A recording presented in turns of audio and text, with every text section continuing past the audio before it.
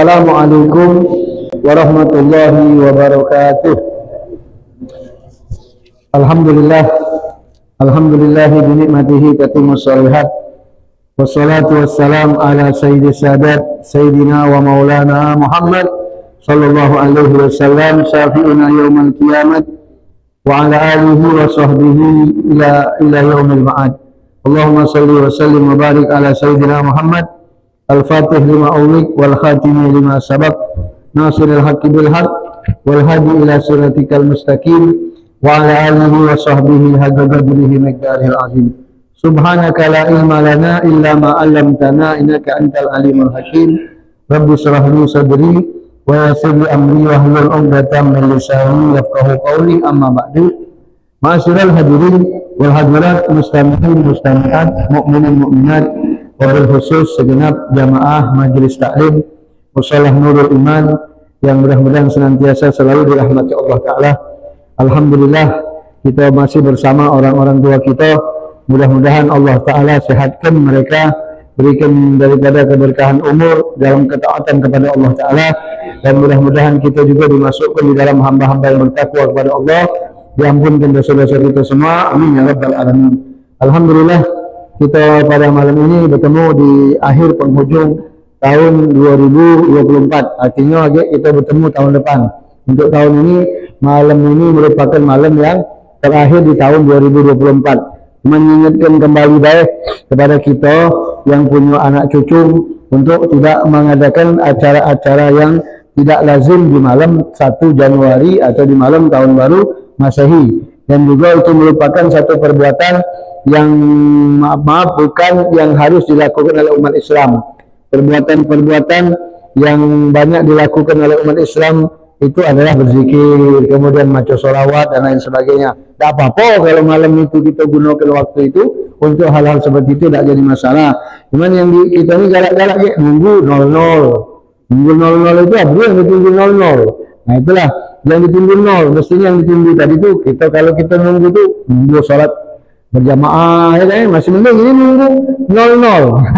Jadi itu satu perkara yang tidak dianjurkan di dalam Islam. Jadi alangkah baiknya kita perhatikan anak kita, kemudian cucu-cucu kita, untuk tidak main poicon, untuk tidak niup trompet. Itu perbuatan-perbuatan orang Yahudi, orang Nasrani. Sebab tahun baru itu bukan acara yang seperti kita pikir. Tahun baru Masehi itu perayaan mereka.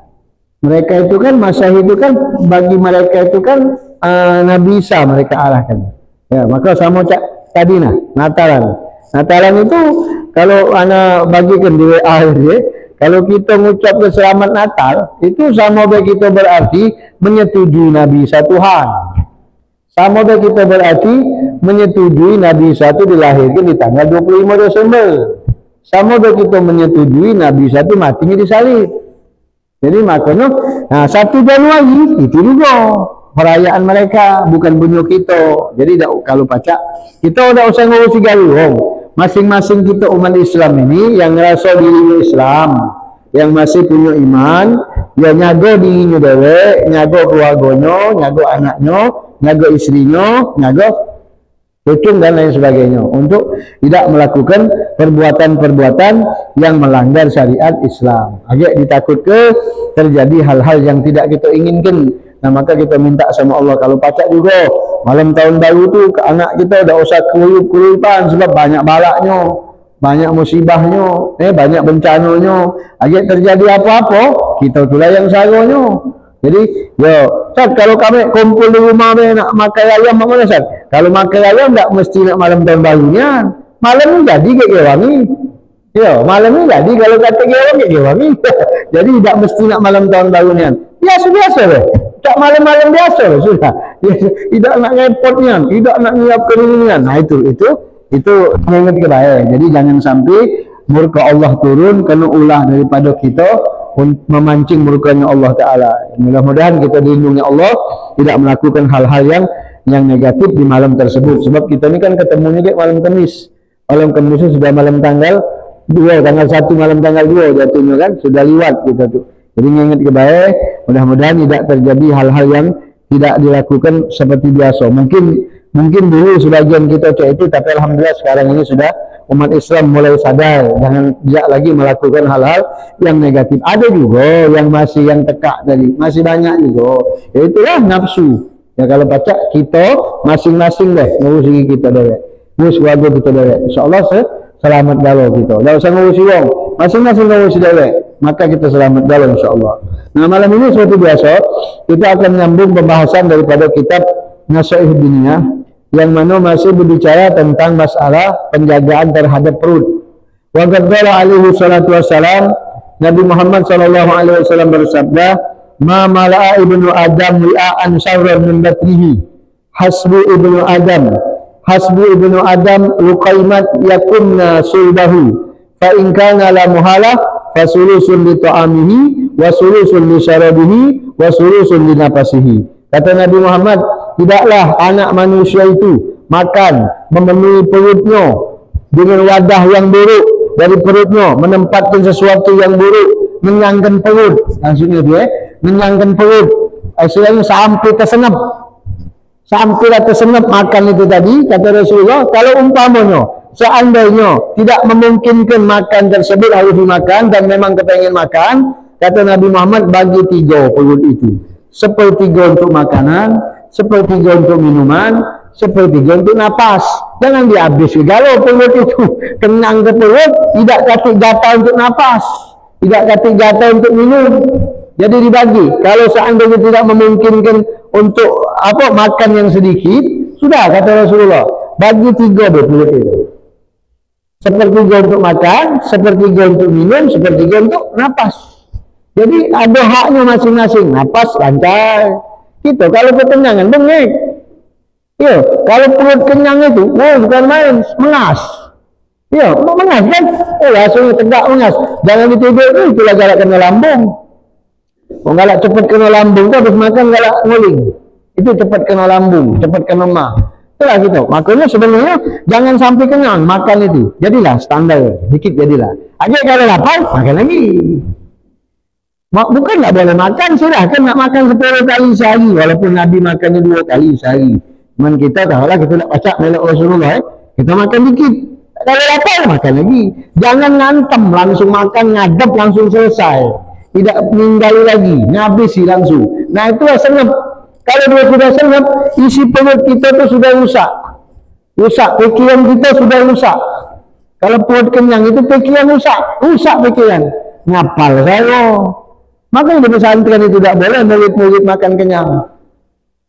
Ya, ada pesantren makannya cuma ini. Maka lagi uang tuanya ngapa makan ini? Tapi pesantren memang kayak itu, kalau makan lemak di rumah.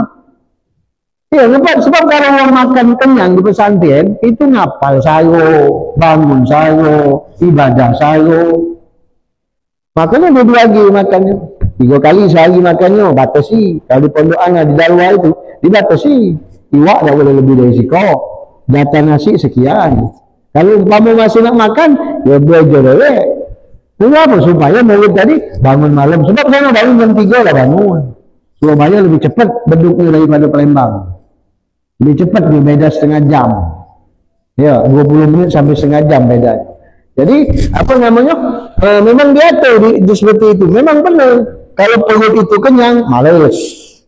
Ibadah, sudahlah katik bucunya. Apalagi kalau nak tidur, makan. Sudah, selesailah itu. Setelah alarm jam sekian liwat. Jadi jam yang ngorok kita, bukan kita mendengar jam. Itu alarm itu dengar kita. Nah itu ya seperti itu. Ini kata Rasulullah. Sampai-sampai kata Nabi Muhammad mengatakan, syiraru ummati, umatku yang paling terburuk. Umatku yang terburuk, alladzina yujibun na'im, mereka yang hidup dengan nikmat, wa nabatat alaihi ajsamuhum, hidup dengan penuh kenikmatan, makan nak lemak terus, ya deh? Makan nak asyik terus, pokoknya hidup dengan penuh kenikmatan, sehingga tumbuh dari badan-badan mereka makanan-makanan lemak terus. Ini umatku yang paling terburuk, kata Rasulullah. Innama himmatu ahadihim alwanu ta'am wa alwanu siyab. Karena sesungguhnya keinginan mereka tuh hanya ingin mendapatkan berbagai jenis makanan, berbagai jenis pakaian yang bagus-bagus galo. Itu kata Rasulullah. Wa yatasaddaquna fil kalam, dan mereka kalau ngomong beka, besar kelakar. Banyak ngomong tu, banyak cerita, banyak kelakarnya. Itu kata Rasulullah. Itu paling buruk umatku, kata Nabi Muhammad. Jadi sudah dulu tahu dari Rasulullah SAW. Kemudian Nabi juga mengatakan, atwalun nasi sab'an fid dunya. Orang yang paling lama merasakan lapar di dunia. Artinya makan tidak kenyang. Makan sering lapar daripada kenyang. Atwaluhum ju'an fil akhirah. Orang yang paling kenyang makan di dunia, kata Rasulullah, pokoknya makan, kenyang perutnya. Dengar-dengar asap makan, kenyang. Thailand, asap makan, kenyang. Dia adalah nanti yang paling lapar di akhirat, manusia yang paling lapar. Itu kata Nabi Muhammad SAW. Makanya Imam Ali mengatakan, man kana himmatuhu ma yadkhulu batna, barang siapa yang keinginannya apa yang masuk ke perutnya, mati kendak, yang penting lemak. Apa? Ada setik, laju. Pokoknya lemak-lemak. Yang diinginkan hanya perut deh, yang diinginkan hanya kenyang deh, karena qimatuhu ma yahridu minha. Nilai dia sama dengan apa yang mesti dari badan dia.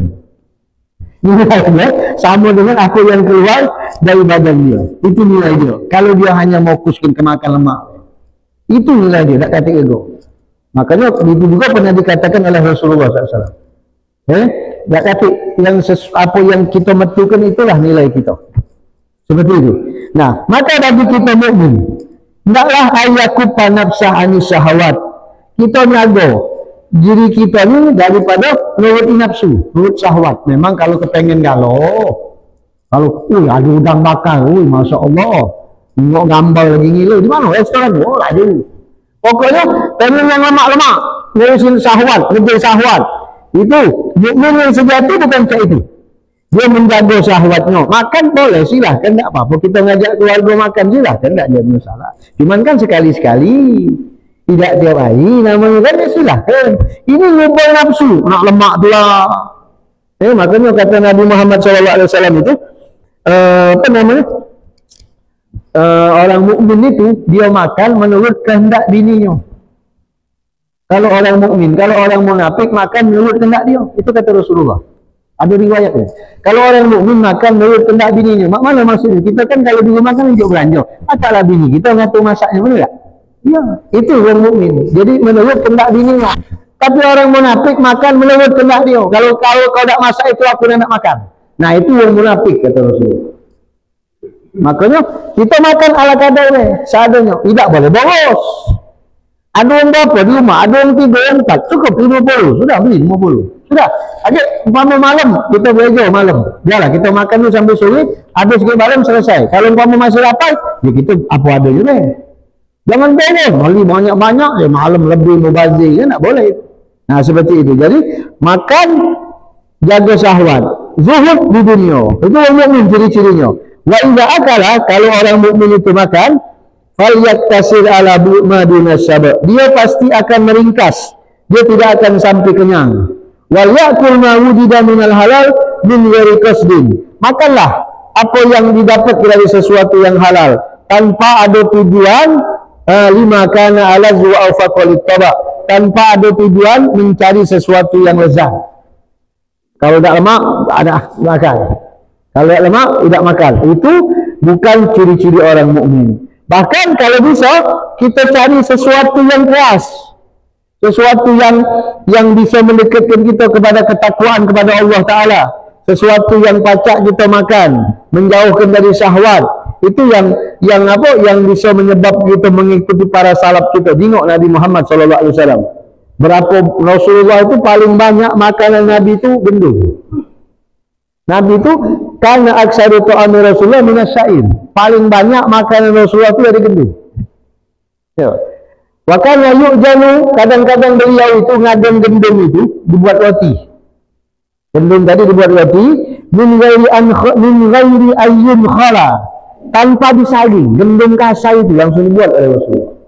Tidak disaring lagi oleh Nabi Muhammad supaya keinginan makan tadi putus. Kita kalau makan lemak nyambung. Apalagi yang semung jengkol. Wah, sudah. Oh, Masya Allah. Belum habis, belum berhenti. Makanya yang makan lemak itu, kalau Rasulullah itu tidak. Sengaja yang dibuatnya kasar. Supaya apa? Supaya cepat kenyang. Kan kalau tidak lemak kan tak nafsu kita makan.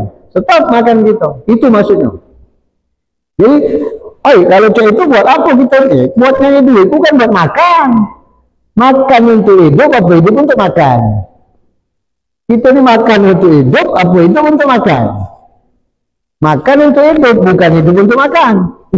Kalau hidup untuk makan, itulah kehidupan kita hancur. Jadi Rasulullah wa kana yankusu wa huwa ahluhu alaihi salatu wassalam al-ashhur ala tamri wal ma'. Oh, Nabi Muhammad itu sering sekali berbulan-bulan lamanya dengan keluarganya hanya makan kurma sama banyu gaya. Bukan sehari dua hari, berbulan-bulan. La tuqadu lahum nar, tidak pernah hidup dapurnya dengan api. Li ta'amin wala ghairihi, untuk masak makanan ataupun apapun juga. Jarang sekali Rasulullah itu kenyang. Itu kalau kita pikir-pikir, itulah Nabi Muhammad itu pernah ngangkat tangan doa, Allahumma ja'al quta ali Muhammad kifafa. Allahumma ja'al quta ali Muhammad kifafa. Ya Allah, jadikan makan keluarga Muhammad ini cukup. Di doa Nabi Muhammad, didoakan keluarga-keluarganya supaya cukup makan, tidak galak berlebihan. Itu Nabi Muhammad. Memang kita tidak baca seperti Rasulullah. Kita juga tidak dilarang. Untuk makan lemak juga tidak dilarang. Silahkan. Cuman jangan nombor nafsu. Jangan punya kehendak kita pengen nak kenyang terus, tidak. Nah, itu ciri-ciri yang diajarkan oleh Rasulullah SAW. Makanya kalau kita nak menghindari supaya cepat kenyang, ya masak sesuatu yang tidak kita doyan. Artinya tidak kita doyan itu maksudnya ya tidak semangat gini kita makannya. Kalau kita masak dengan sesuatu yang semangat yang kita doyan, pasti kita antar itu ke rumah belum selesai. Nah, itu yang maksudnya. Nah, mukmin kita sebagai mukmin ketika makan juga pakai adab, pakai sunnahnya.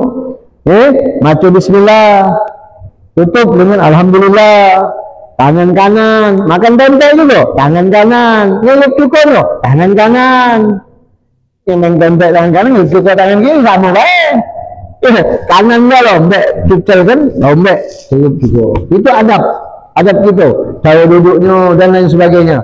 Dan niatkan kalau kita makan, niatkan, walaupun makan apapun kita niatkan isti'anah ala ta'atillah, supaya makanan ini bisa menolong aku untuk taat kepada Allah. Gitu. Kalau tak makan kan lemes gitu. Benar tak? Tak kata dalam Islam tak kata ngongkon tak ada makan. Makan. Silahkan makan. Cuman nombok nafsu yang tak ada boleh.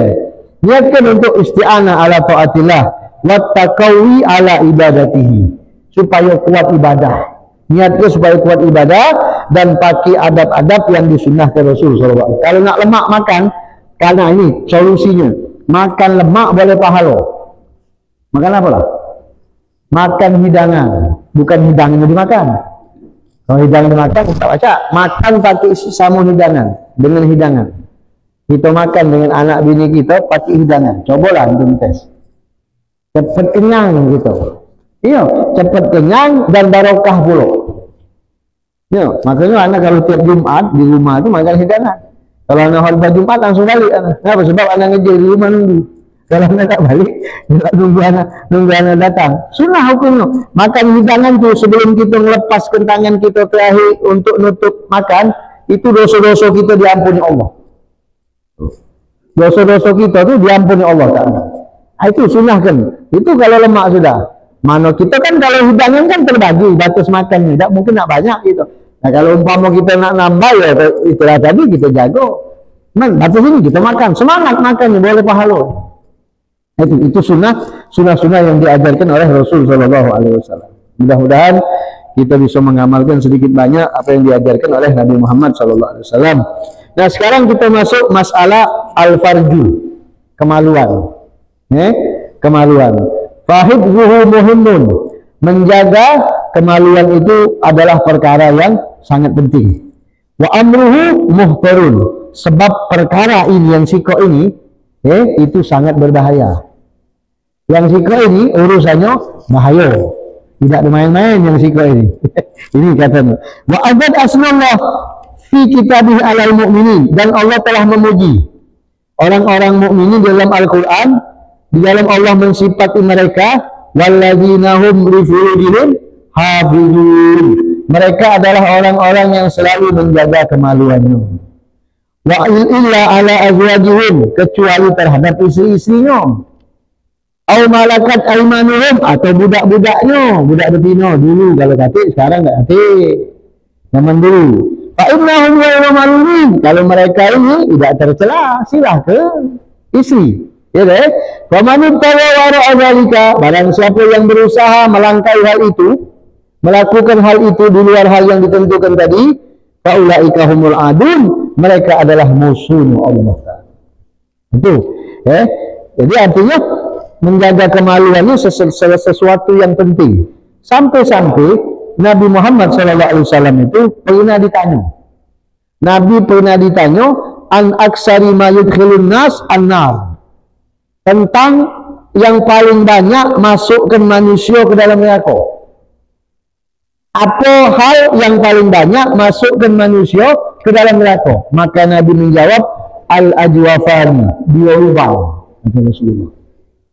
Dua lubang yang banyak masukkan manusia ke neraka. Pertama al-fam, mulut. Yang kedua al-fardi, kemaluan. Dua ini yang paling banyak masukkan manusia ke dalam neraka. Kemudian Nabi mengatakan, wa man waqahallahu syarra ma baina lihyaihi wa rijlaihi dakhala jannah. Barang siapa bisa menjaga keburukan apa yang ada di antara dua kumisnya, mulut ini maksudnya, dan dia bisa menjaga apa yang ada di antara dua kakinya, paham ini maksudnya? Maka dia akan dimasukkan Allah ke dalam surga. Jika itu dijaga, mulut sama dua kemaluan. Maka fa'alaika ayyuhal mu'min, kita sebagai seorang beriman, jaga kemaluan kita, minta tolong kepada Allah, minta tolong ala zalika bihifzi qalbik. Juga kita minta tolong untuk menjaga hati kita daripada berpikir kepada sesuatu yang tidak halal untuk kita pikir. Makanya menikah itu luar biasa itu. Faedah menikah itu Masya Allah. Iya, sebab apa? Sebab dengan menikah itu sarananya tercukupi. Kata Rasulullah, "Idza tazawwajal abdu", kalau seorang pemuda atau seorang hamba itu menikah, faqad istakmala nisfa dinihi, maka separuh agamanya, separuh imannya sempurna. Ya, falyattaqillah fi nisfil baqi, tinggal nyari yang separuh lagi dengan cara bertakwa kepada Allah. Itu. Makanya kita sekarang ini dengan menikah itu satu ajaran yang diajarkan oleh syariat Islam supaya kita tidak berpikir yang tidak. Ya, gitu juga. Memang benar, tidak usah nak perlu kawin yang sudah kawin juga galak berpikir yang tidak. Apalagi sekarang ini pengaruh HP. Sekarang ini kalau kita tak sengaja, kita tak ada muka nengok lah, kita nengok kadang-kadang apa YouTube tentang ini, tentang ceramah, tiba-tiba muncul iklan. Mohon maaf, iklan pelacur lagi tampil di sini sekarang ini. Ya Allah, mana lah kira-kira? Itulah setan dan kita tengok berpikir yang tidak mulai. Nah, itu minta tolong sama Allah, hati kita pun selamat dari pikiran yang tidak itu. Wa bihifzi basarika an-nazar, jaga pandangan mata kita dari melihat kepada sesuatu yang tidak boleh kita tengok. Makanya dari sini, sebab dijadikan apa mata itu, kata-kata Rasulullah SAW, al-ainu tazni, mata yang berbuat zina, mata yang berbuat dosa, wan nafsu tatamanna, nafsu yang menghayalkannya. Boleh lah ya? Mata yang melihat, mata yang berbuat dosa, nafsu menghayalkannya, wal farju, sedangkan kemaluan yang memutuskan laju apa tidak. Itu kata Rasulullah SAW. Jujur apa tidak, galak apa tidak, itu yang mutusnya kemaluan. Berarti awalnya dari mata. Nah, mata ini yang nomor satu sumbernya. Apalagi antum yang berkaitan sama pasar. Dagonian. Di pasar itu kan macam yang paling banyak masuk pasar kan betino.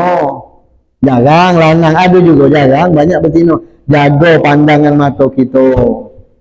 Kalau kecuali sebatas melayani jual beli, sudah selesai. Lihat, jangan kita pengaruh ke lagi. Ingat, kalau antum tak kuat, balik ke rumah, tutup, datangi halim kita. Fa'tu haitsuma kuntum, kata Allah. Datangkan harsakum, ladang kalian sekendak kalian. Silakan. Daripada kita memandang sesuatu kemudian kita mayangkan yang idak-idak. Ya. Itu Abdullah bin Umar radhiyallahu anhu taala sudah dalam kitab Fawaidul Muhtara. Beliau itu saking memperhatikan syahwat dengan istri, kalau buka puasa, begitu buka, mantalkan puasa, langsung ngajak istrinya berjima. Abdullah bin Umar dalam kitab Fawaidul Muhtara. Jadi syahwatnya sudah terarah dia. Begitu bedok azan, ya deh, batalkan puasa dengan daging atau kurma, ajak haid. Nah, sudah selesai, tuntas. Mandi, sholat maghrib, lepas segala beban, benar nggak? Sholat isya, negatif pikiran negatif lagi, nggak lepas. Kalau pikir mati, nggak ada kata cahaya, tapi dan ada tarikhnya sejarah. Jadi artinya apa dia? Memang benar, ini Masya Allah yang siko ini. Oh, cahayanya takuan kopiah putih, gamis putih, jingok itu laju. Bukan hebat no, mato ini. Dari mato. Sumbing dari mato. Makanya kalau berjalan, alihkan pandangan. Kalau terjingok, ya kita alihkan. Kalau umpama terjingok dah sengaja, ya memang bagian rezeki dari kita. Cuman jangan dijingok terus. Mentang-mentang tak sengaja, tak ngedip-ngedip kan sekali juga. Kata Nabi-nya, kalau sekali rezeki. Kalau 2 kali, dosa. Berarti kan baru sekali, belum berpindah. Mata aku masih sikok sini. Nah itu namanya al-hailah. Ngakal-ngakali namanya. Itu tak boleh.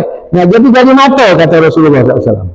Maka wataba'at kulal ba'di, jauhi dengan segala-gala kejauhan. Wazar kulal hazri minazina wa minal liwat, hindari dari perbuatan zina wa minal liwat, tidak liwat antum, homoseksual, lesbian. Itu disebut dalam kitab. Ini penyakit akhir zaman. Jangan main-main. Iya, ini penyakit zaman. Makanya dalam Islam itu ada istilah amrod. Amrod itu budak yang belum dibawa balik, belum usia balik, wajahnya cantik. Kalau dalam istilah fikih namanya amrod, pakai dal, alif, mim, ro, dal. Amrod. Amrod itu laki-laki yang belum balik, yang belum tumbuh kumis, belum tumbuh jenggot, wajahnya cantik. Itu ulama mengatakan kalau amrod itu tidak boleh dipakai. Ya, kalau inti punya anak cantik belagak, artinya cantik itu dia lanang, tapi gayanya cantik. Cantik jak betina dia punya gaya. Itu jauhkan, jangan boleh main basi-basi. Amrod namanya. Kalau di pesantren itu dipisahkan. Sebab apa? Pengaruh besar itu. Iya. Namanya amrod. Dulu anak tak ngerti, tak paham. Setelah anak belajar-belajar, oh ini memang ada amrod. Sebagian ulama mengatakan nyekel dia dengan syahwat itu batal wudhu. Iya, ada sebagian ulama yang mengatakan itu. Walaupun dia lanang, nah itu. Nah itu untuk menghindari. Jadi liwat ini perbuatan kaum Nabi Lut. Itu. Hati-hati, jago. Iya, itulah. Makanya Imam Ghazali ngomong itu. Kalau budak bayi itu jangan dimain ke titiknya. Imam Ghazali ngomong, jangan dimain ke titiknya. Kalau dimain ke titiknya waktu dia bayi, besarnya dia jadi cak betino. Arah-arah ke wanita-wanitaan. Gara-gara umat atau bapaknya galak main, atau yang datang galak main ke titiknya. Tidak boleh itu. Itu Masya Allah. Di dalam Islam diajarkan. Karena perbuatan zina dan perbuatan homoseksual ataupun lesbian sesama jenis, fa innahuma minal fawahis, merupakan bencana besar yang akan menghancurkan, wal kabairil mubiqah, dan dosa-dosa besar yang akan membuat kita binasa. Allah Subhanahu wa taala telah mengharamkan keduanya tahriman syadidan, dengan pengharaman yang sangat dahsyat. Di kampung kita ada yang cak itu, jangan didiamkan.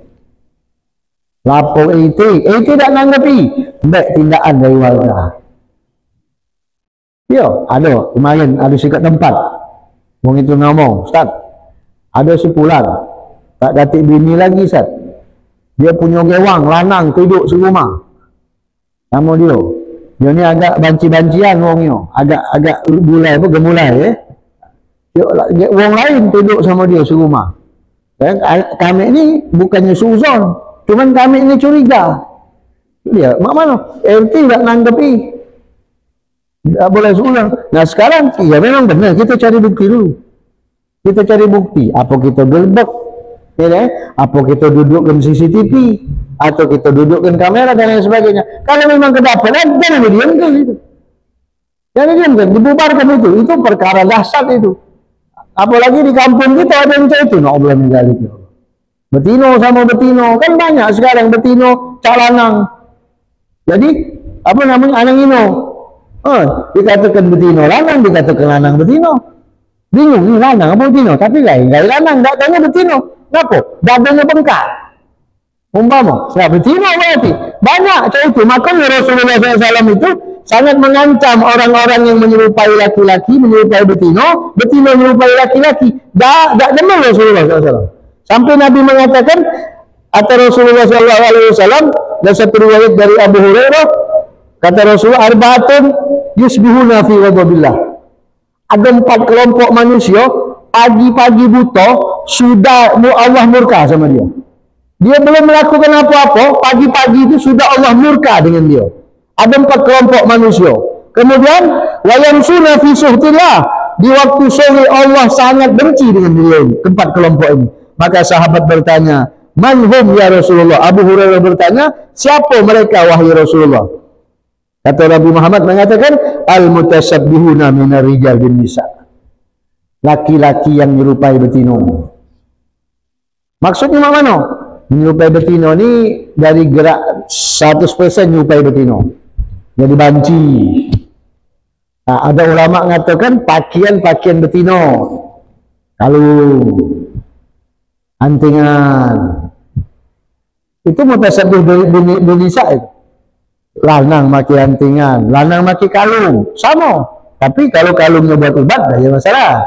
Kemarin kan kalung yang berubat, tak apa-apa. Gelang, sama. Tak boleh lanang maki gelang, kecuali kalau gelang itu untuk tasbih, ngeduk sini, jadi masalah. Ini sengaja maki gelang, maki pokoknya akhirnya beda umpama. Itu sama mutasabbih. Apalagi kalau dia memang menyerupai betino ni kan, na'udzubillah min dzalik. Pagi-pagi buta sudah dilaknat oleh Allah Ta'ala. Ini kita tetap lambat di salam dia. Astagfirullah. Apa lemak bagus rapi? Janganlah. Kita tetap lambat lanang sama lanang betino sama betino. Ini anak ino. Ada apa Ustaz? Dia lanang Ustaz. Iya, kita ni marai dia tu mendapatkan pandangan Allah yang tidak baik. Sebab pagi buta lagi sudah dilaknat oleh Allah mereka ini. Yang kedua, al-mutasabbihat min nisa berijal. Sebaliknya, betino menyerupai lanang. Nah, ini juga sama. Mohon maaf, betino jangan pakai celana lepis. Iya, tidak boleh pakai betino pakai celana lepis boleh, tapi jadi kedalaman baik. Luarnya pakai rok atau pakai baju abaya, baju yang gombau, jangan baju yang ketat. Kalau baju ketat itu pakai lanang boleh ketat-ketat. No, itu pakai minyak wangi kalau lanang berdengas. Betino jangan berdengas minyak wangi. Ini terbalik sekarang, betino yang berdengas, lanang yang busuk. Terbalik, mestinya lanang itu yang berdengas mambu. Ini kita berjalan pagi-pagi salah mambu yang kelemak. Tak tahu oleh betino 50 meter masih kecium. Ya Allah, ini mutasabbihat lanang berupai betino berupai lanang. Tak boleh juga. Yang ketiga, walladzi ya'til bahimah. Orang yang berbuat tidak benar dengan binatang. Menyetubuhi binatang, sapi, kambing. Ada tak? Ada, tak mungkin Nabi kalau ngomong tak kaki. Apalagi dulu lagi sudah ada, apalagi sekarang. Ada cerita leh. Ada cerita orang melakukan hal ini dengan kambing. Akhirnya bunting kambingnya. Nah, temas dia. Nah, kambing ini bunting. Nah, dia mana bingung. Akhirnya tunggu kenyo. Pas satu tanggal nak ngelahir tu, duduk ngasap pedang di sikok. Kalau metu, kapak tu macam. Pas metu, tunggu metu. Pas metu kambing. Nah, alhamdulillah juga metunya kambing juga. Begitu nak balik, tak tahu dia ngerit, Pak, tunggu Pak. Rupanya badannya kambing, ngomongnya manusia. Kamu ngerit dia boleh, Pak, nak ke mana Pak, tunggu. Ini menyesal, tidak serius. Tidak boleh, itu perbuatan haram. Itu pernah dilakukan di zaman Rasulullah. Sekarang, banyak. Kemudian yang terakhir, waladhi ya'tirijal, homoseksual, mendatangi sama-sama laki-laki. Woi, banyak itu. Bahkan sekarang dilindungi dulu. Ada pelindungannya. Tidak tahu kalau di Indonesia. Kalau di rumah negeri sana di Amerika, ada kelubnya, ada pestanya dia. Masya Allah. Itu taruhlah mereka kafir. Ini orang Islam, banyak orang Islam. Banyak. Ada yang pernah cerita sama anak Ustaz, si Anu tu homo Ustaz. Nah, jangan ente ni nuduh. Ya Ustaz, anak tahunya. Itu. Makanya kalau uji wong tu itulah hati-hati. Ya, pengaruh setan belas itu.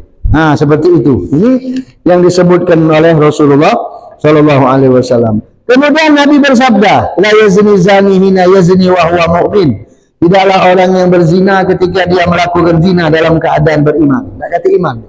Waktu dia berzina mati dalam keadaan tidak membawa iman kepada Allah. Kemudian Nabi bersabda, al-mukim ala zina ka'abidi wasan. Orang yang istiqomah di dalam berzina. Tahu tak istiqomah dalam berzina? Berzina terus gawinya. Mukim, tahu tak mukim? Yang menetap dalam perbuatan zina, walaupun dia melakukan zina, itu sama dengan penyembah berhala, kata Rasulullah. Apa hukumnya? Kafir.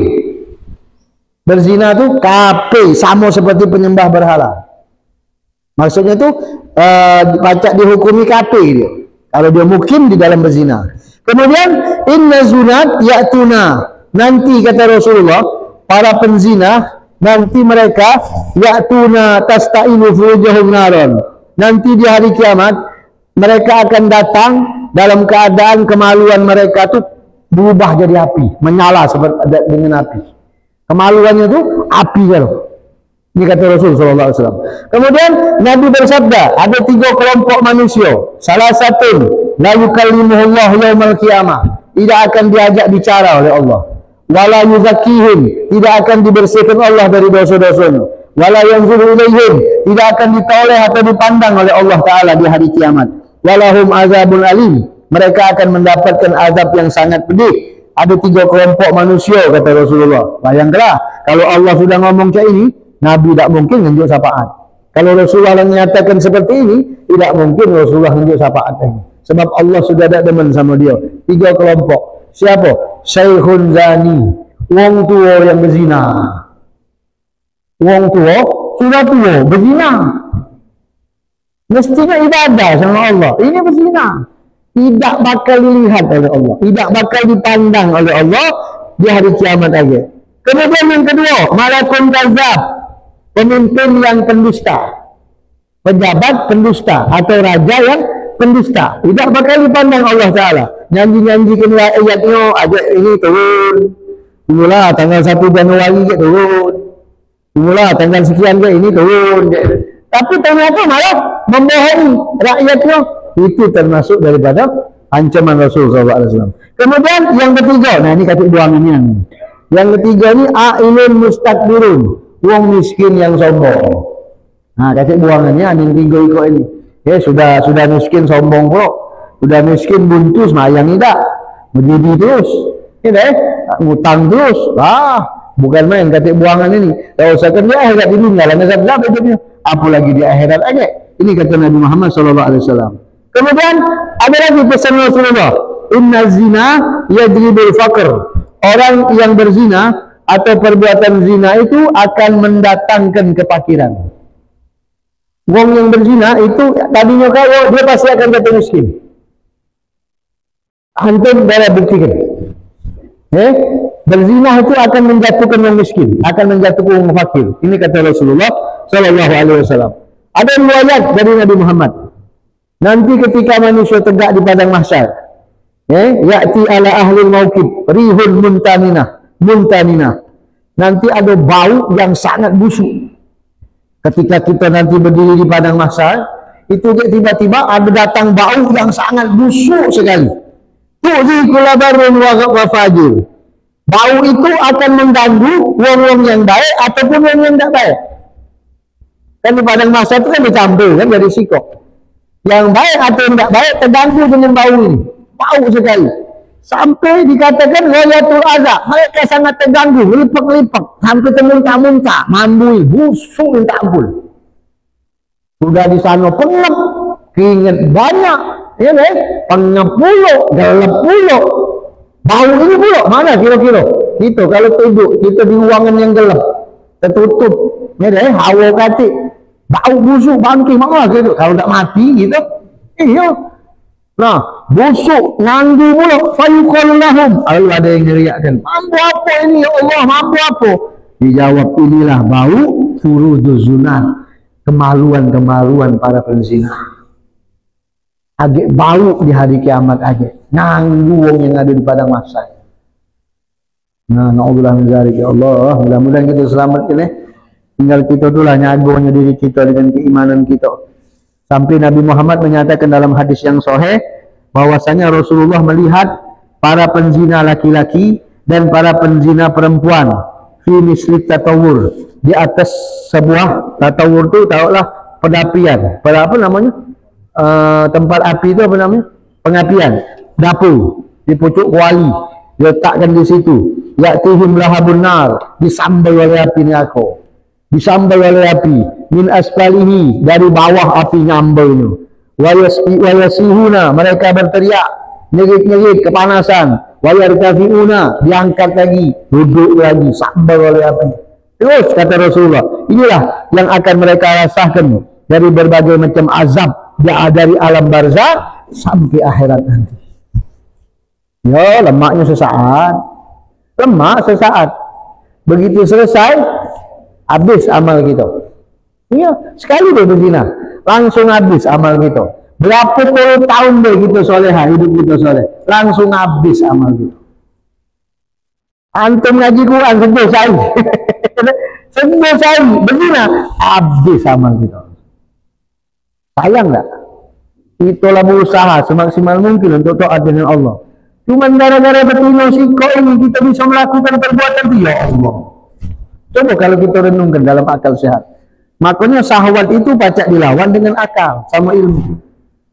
Akal berpikir, ya Allah, aku di ibadah sekian tahun, melok majelis, ngaji Quran, sholat sunnah, sholat wajib tidak tinggal. Nyingok betino yang memang memancing syahwat. Maaf ngomong kalau kita galak, laju silakan dia. Ya Allah, pikir, aduh boleh capek aku sekian puluh tahun aku ibadah dengan Allah, habis sama sekali. Itu dijelaskan Nabi dalam hadis. 60 tahun orang itu tidak bermaksiat dengan Allah, pucuk gunung. Turun ke gunung melakukan zina sekali, habis gara-gara lama 60 tahun. Nah itu, jadi kalau kita pikir renungkan, memang syahwat tak kata yang nolak, pengen kan, oh, lah tua bangku, tak usah ketua, tak usah kemuda yang tua lagi. Makanya kalau mohon maaf, kalau orang tua salaman dengan budak muda, itu tak boleh, lanang. Sebab lanang beda semua betino. Kalau yang betino tua, kita lanang boleh salaman sama gede-gede. Tapi kalau betino salaman dengan lanang tua yang bukan mahram, itu ulama ngatakan tidak boleh. Kenapa? Sebab lanang beda sama betino. Lanang itu walaupun tua, sahabatnya masih masya Allah. Sebab lanang ini malunya dikit. Kalau betino ini malunya banyak. Lanang ini malunya dikit. Makanya kalau orang sadar, orang yang sudah banyak tidak usah. Betul, ini mentang-mentang kiai punya santi betino sini gampi. Yang tangan bolak-balik, semua punya palak muridnya yang betino. Astagfirullahaladzim. Ini kalau ada kiai itu antum tidak usah jadikan panutan. Maaf, siapa deh? Nah itu habaib, nah itu kiai, nah itu siapa? Kalau ada yang model itu tidak usah jadikan panutan. Oh, salaman bolak-balik kok. Ya, murid. Sudah tidak benar itu sudah. Syariat tak kata ngajarin itu. Rasulullah itu tangan beliau tidak pernah nyentuh wanita yang bukan mahram sekalipun seumur hidup. Tidak pernah. Tangan Rasulullah. Wanita yang bukan mahram, mahram itu apa dia maksudnya? Mahram itu yang boleh kawin. Yang boleh dikawini namanya mahram. Kalau yang tidak boleh dikawini, yang boleh dikawini namanya ajnabiyah. Kalau mahram wanita yang tidak boleh dikawini.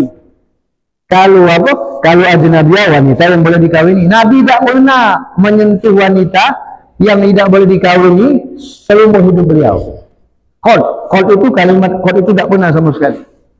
Nah, ini dari apa? Dari perhatian kita dengan masalah-masalah yang maaf ngomong dianggap sepele, itulah akhirnya menjadi balak besar dalam kehidupan kita. Dalam Al-Quran juga Allah sebutkan, Allah menceritakan kaum Nabi Lut ketika mereka melakukan satu perbuatan buruk, mereka rutin, asaru, condong untuk melakukannya, Allah turunkan azabnya. Falamma ja'a amruna ja'alna 'aliyaha safilaha wa amtarna 'alaiha hijaratan min sijilin mandud, kata Allah.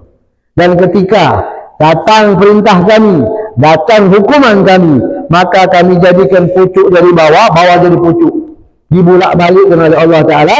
Wa amtarna 'alaiha hijaratan min sijil, lalu kami lemparkan kepada mereka batu dari api, mandud, bertubi-tubi, diantam ke dengan mereka. Musawwamatan inda rabbik, terus diberikan Allah hukuman tersebut. Wa ma hiya minaz zalimin biba'id, orang-orang zalim tidak bakal lepas daripada hukuman Allah.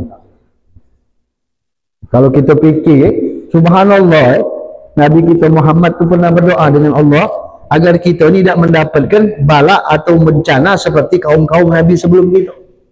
Coba kalau terjadi di kita, alangkah banyaknya mau terbakar rumah kita. Kalau batu berapi, turun. Malah kita mayang tengok. Ya Allah, itu bala. Ini gara-gara hal yang apa, membiarkan perbuatan maksiat merajalela itu.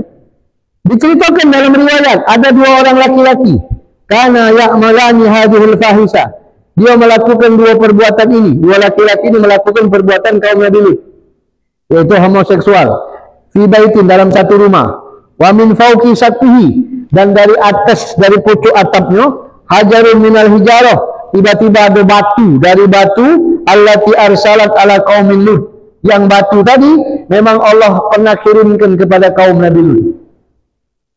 Batu itu ada di pucuk rumah itu, faharakal hajar, lalu batu tadi tembus melubangi atap rumah tersebut, wa waqa alaihima, jatuh menimpa mereka yang sedang melakukan itu.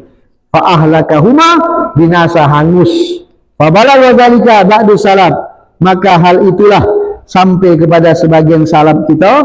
Faqala, maka mereka menjawab, shadaqallah, Allah maha benar, tidak pernah mengingkari janji. Wa ma hiya minaz zalimin biba'id, orang-orang yang dari perbuatan zalim tidak pacak berlari jauh, pasti kerjalah apa yang Allah janjikan. Itulah makanya Nabi itu paling takut kalau umatnya melakukan amal kaum Nabi Lut.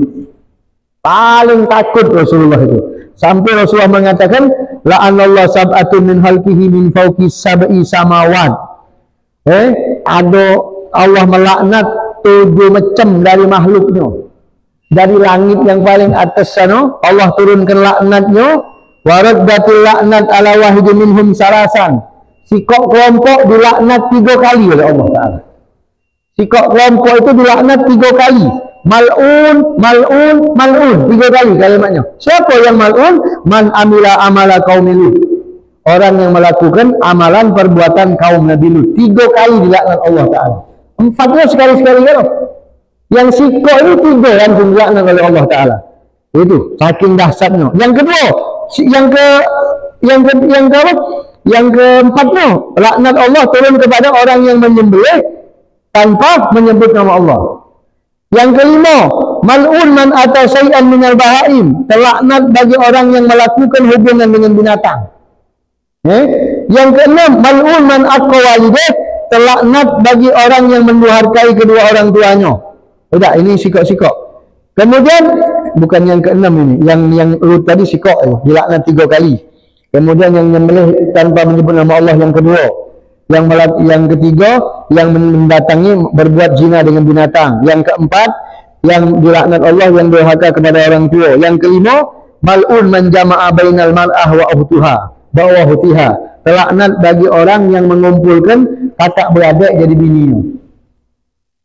Kakak beradik dibuat bini kalau kakaknya jadi bininya, adiknya dikawini juga. Itu mal'un kata Allah Subhanahu wa taala. Kemudian mal'un man ghayyara hududal ard, dan terlaknat bagi orang yang telah merubah batas-batas dunia. Batas-batas bumi yang sudah Allah tentukan dihancurkannya, diubahnya, itu dilaknat. Wallah alam, mana tak baca nafsirkan kalimat ini. Takut salah pula. Baca lantun dewek mikir. Yang terakhir, mal'un manibda'a ila ghairi mawali, terlaknat bagi orang yang mengaku di luar majikannya atau di luar tuannya. Termasuklah terlaknat bagi orang yang mengaku bukan bapaknya, dia mengaku kepada orang yang bukan bapaknya. Oh, itu bapak aku. Dia ngaku-ngaku nasabnya ke situ, itu dilaknat oleh Allah Ta'ala. Itu 7 kelompok yang dilaknat oleh Allah Subhanahu wa taala di dalam hadis Rasulullah sallallahu alaihi wasallam. Jadi yang paling dahsyat itu yang berzina itu. Apa yang melakukan liwat. Kalau bahasa Arabnya liwat. Kalau ngeluwet itu masak nasi. Kalau liwat itu homoseksual. Nah, aja di sini ada keterangannya. Apa hukumnya? Betino sama betino. Apa hukumnya? Lanang sama lanang. Mak mana dihukumi dalam Islam? Apa hukumnya? Agak kita bahas insyaallah. Masih ada waktu. Ini ada tulisan ini bersambung di sini. Jadi apa? Sudah berbunyi katanya. Insyaallah kita sambung Selasa depan, Kamis depan, minta maaf. Insyaallah masih ada kitab ini belum tamat. Kalau kita tamat, agak kita buka kitab lain. Agak rencana kalau umpama kita buka kitab lain, kita ada ketanya jawab. Ini kita habis dulu, agak kita tinggal ke sisa 10 menit atau 5 menit, kita tanya jawab Mungkin anak nyampaikan, antum kan selama ini dengar kan, tidak sempat bertanya. Nah, kita buka tanya jawab. Tanya jawab tuh bukan cerdas cermat, bukan. Kalau cerdas cermat bertanding gitu. Kurang lebih mohon maaf. Subhanakallahumma bihamdika, asyhadu an la ilaha illa anta, astaghfiruka wa atubu ilaik. Wa sallallahu ala sayyidina Muhammad wa ala alihi wa sahbihi wasallam. Alhamdulillahirabbil alamin. Al-afu minkum. Assalamualaikum warahmatullahi wabarakatuh.